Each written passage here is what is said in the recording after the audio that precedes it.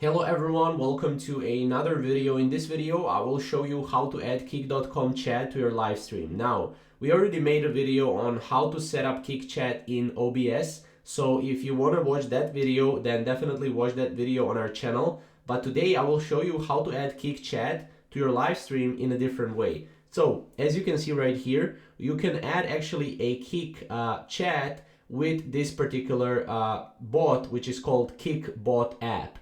Now this is basically what we're going to use. This is probably #1 bot for Kik streamers. It's a really great bot. You can log in with Discord as well.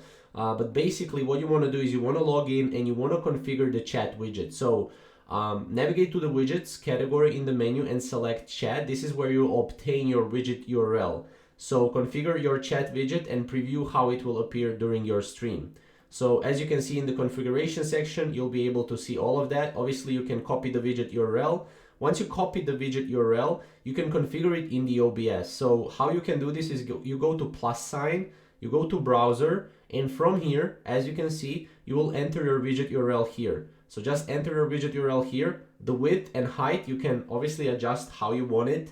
And the custom CSS as well, you can change that as well. Once you change that as well, click OK. And as you can see, you will be able to add it to your Kik here. It will be very easy. So after adding the browser source, you should start seeing chat messages appear on your stream. You can also add here a display capture so that you can, the people can also see you as well.